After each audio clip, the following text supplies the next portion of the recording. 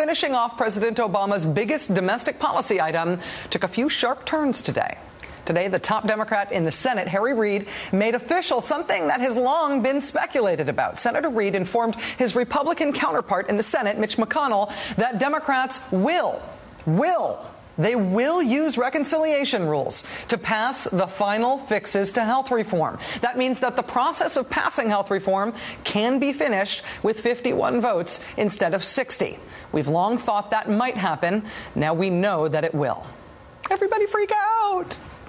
Meanwhile, on the other side of the Capitol, Democrats in the House huddled today to go through the language of the bill that they're going to have to pass in order to get this done. One major headline from the House side today: the Democratic leadership now appears ready to call the bluff of Congressman Bart Stupak and the mysterious unnamed group of Democrats Mr. Stupak says he speaks for, who he says are willing to vote against the entire health reform bill if it is not changed to turn it into a vehicle for drastically restricting access to the legal procedure that is abortion. House leaders have reportedly concluded that they cannot change the abortion language in the bill, and they're now willing to move on with or without Bart Stupak and whoever it is that is really with Bart Stupak. Stepping out of that presumably dramatic caucus meeting today in order to talk to us about what happens next on health reform was the Democratic House Speaker, Nancy Pelosi. Do you have an expectation of when something will be passed the House? Well, our timetable always starts when the Congressional Budget Office gives us our score. I know that's very inside process, but the policy has to spring from the numbers. We must reduce the deficit.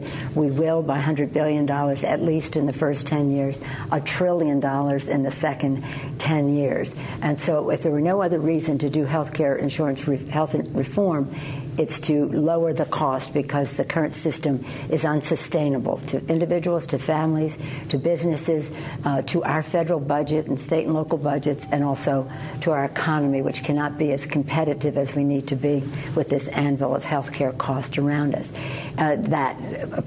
Senator Kennedy last year at that summit meeting, he came in, made a grand entrance and said, I've come to sign up as a foot soldier in the battle to get health care for all Americans as a right, not a privilege. So it cost her one thing. This is a value for us. As he said, this is not about the provisions of any bill. It's about the character of our country.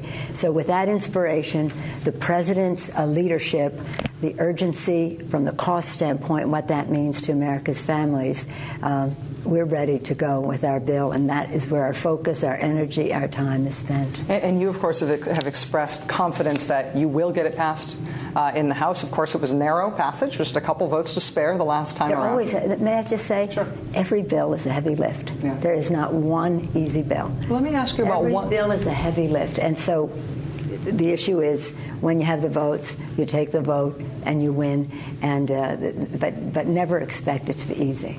Well, let me ask you about one member of your caucus who is trying to make it heavier. is Congressman Stupak from Michigan. It's somebody who we've talked about a lot on my program. When he says that the Senate bill, as currently written, spends federal money on abortion, is he telling the truth? Well, let me say that I have the highest regard for Congressman Stupak. He's a valued member of the Congress and of the Energy and Commerce Committee in which he serves. The facts are these. First of all, there is no federal funding of abortion in the legislation. It is the law of the land that we are prohibited from spending federal funds on abortion, and that is consistent in this bill. There are, one, no federal funding of abortion in the legislation. Secondly, that if you agree that that's important, and secondly, that it's important not to have any increase or diminishment of the right to choose. It's neutral in that respect. No federal funding, no change in the woman's right to choose more or less. And third, that you want to pass a health care bill, then we have the opportunity for you to do that. There's no federal funding in abortion. So he's wrong when he says that there is. Well, yes, but let me say this. If he wants to read certain things into it, then you could say there's federal funding in abortion if there's a tax deduction for a woman to have a health insurance plan. that allows for reproductive health services in it. So in any event, no federal funding, no change in status of a woman's right to choose. You want to pass health care reform, you can do it here. One of the ways that Congressman Stupak has made such a splash with this allegation, which again you say is not based in fact, that his allegation that there is federal funding for abortion in the Senate language, one of the ways that he's made a splash is by saying that he speaks for a dozen members of Congress who will not vote for health reform unless his language is added to the bill. Have those supposed dozen members come and address those issues with you or with their office? Have you dealt directly with Congressman Stupak let me on say this, and with all due respect to your question, sure. Rachel, this bill is not about abortion. This is about health care for all Americans. And those who want the bill to fail hijack the good intentions of others who have concerns about federal funding of abortion and to turn it into a conversation about that. But the more we talk about that, the less we talk about innovation and prevention and wellness, about affordability for America's middle-income families, about access for those who have not been able to access health care before, about holding the insurance companies accountable, ending any denial of access to health care because of a pre-existing condition, capping the premiums but not capping the benefits either annually or on a lifetime basis, about what it does for children and young people to stay on their parents' policy until they're 26 years old, what it does for seniors in terms of closing the donut hole. If you're not a senior, which you are not, but which I am, you know what closing the donut hole means, but it makes purchasing of pharmaceutical drugs, prescription drugs, more affordable for them. And if you are a woman, women have so much to gain from this bill. Right up until now, being a woman is a pre-existing medical condition.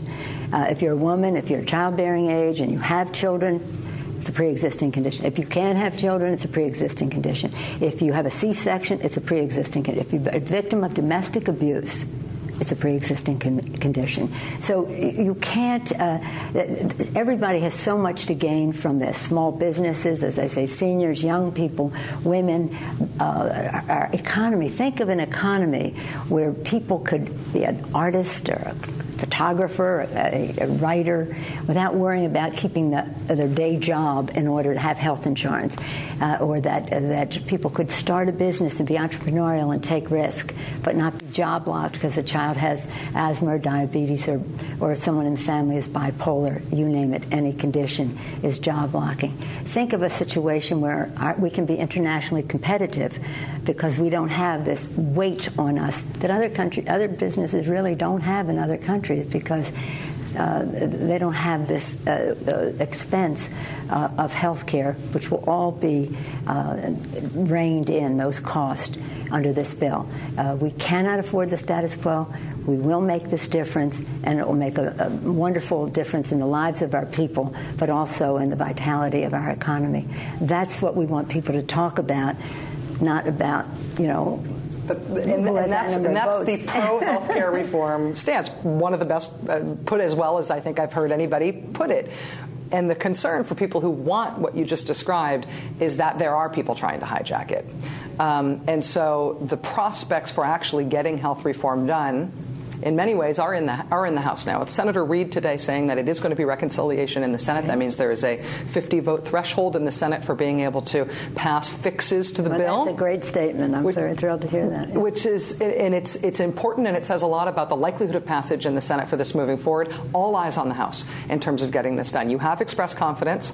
I have focused a lot on Bart Stupak as a person who's trying to hijack the process to make it an abortion debate and not a health care debate. Sorry. Excuse me. Bart Stupak wants health care reform.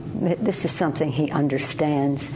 He's on the committee of jurisdiction for it. I don't think that he's that he himself would be one to say, I'm taking down health care reform because of it.